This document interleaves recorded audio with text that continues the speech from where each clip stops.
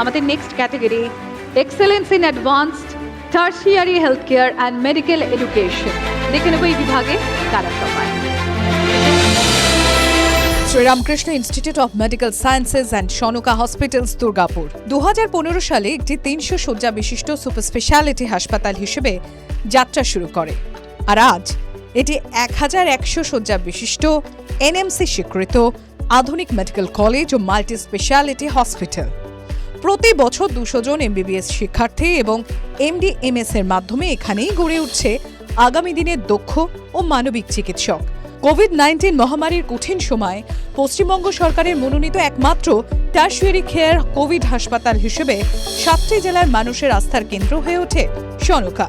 এই প্রতিষ্ঠানটি একটি অত্যাধুনিক ক্যান্সার হাসপাতাল ও রিসার্চ সেন্টার, যেখানে Halcyon 3.0, linear accelerator, digital PET CT, Philips Brilliance bore CT simulator, variant GammaMed ও ব্যাকিথেরাপি এবং সমন্বিত অঙ্কোলজি পরিষেবার মাধ্যমে ক্যান্সার চিকিৎসায় যুক্ত হয়েছে বিশ্বমানের প্রযুক্তি। Skill to help, spirit to care. এই আদর্শকে ধারণ করে Sriramakrishna Institute of medical sciences and Sonka Hospitals চিকিৎসা, শিক্ষা ও মানবিক সেবায় উৎকর্ষের নতুন মানদণ্ড স্থাপন করে চলেছে।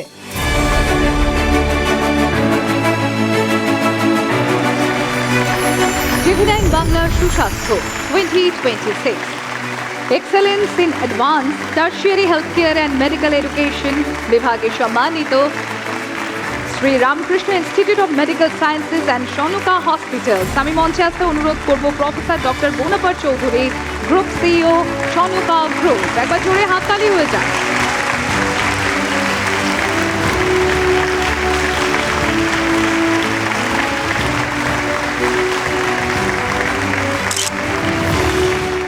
নমস্কার, আমার নাম professor doctor Bonaparte Chowdhury. I am professor and HOD department of ENT and Head Neck Surgery and Group CEO of Sonoka Group. I would like to thank TV9 Bangla for this award as well as this initiative, Health Conclave, awarding healthcare institutions, healthcare professionals for their outstanding contribution.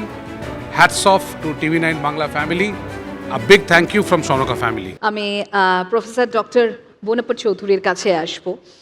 বর্তমানে AI নিয়ে আমরা কথা বলছি। চিকিৎসার ক্ষেত্রে, medical সায়েন্সের ক্ষেত্রে AI একটা গুরুত্বপূর্ণ ভূমিকা নিচ্ছে। আপনাদের একটা মেডিকেল কলেজ এবং হাসপাতাল হিসেবে এই যে এআই সেন্ট্রিক বা এআই অ্যাঙ্কার যদি আমরা বলি, এই রোগকে ডায়াগনোজ করা, পেশেন্টকে ট্রিট করা এবং তারপর তাকে সুস্থ করে, এই যে পুরো প্রসিডিওরটা হচ্ছে, আপনার যারা স্টুডেন্টস রয়েছেন তাদেরকে আপনারা কিভাবে এর সঙ্গে কানেক্ট করছেন, মানে তাদেরকে কিভাবে যুক্ত করছেন এই গোটা সিস্টেমটার সঙ্গে? In Sonoka Hospital, Durgapur, we are installing the first voice command cath lab in the country. Voice command cath lab? Yes, voice command cath lab, and I was doing a little chat GPT before coming here, again AI, that has it been installed in India? Fully voice command cath lab has not been installed in India. Will that make my cath lab the best in India?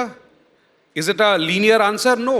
I need a cardiologist who is competent not only in that machine but otherwise. I need my cath lab technician, I need a nurse. In fact, I need my reception people to be good. Even they are using AI.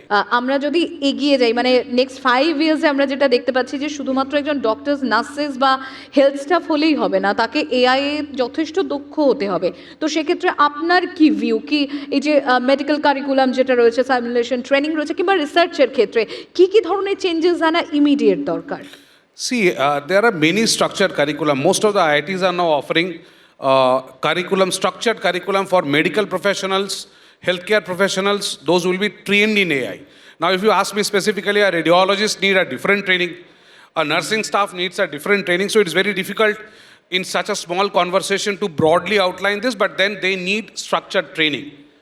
Gadget specific, instrument specific trainings are normally done by the concerned company. Otherwise also there are many platforms, there are workshops, there are conferences. So this is a continuing medical education, and this is an integral part of medical education also.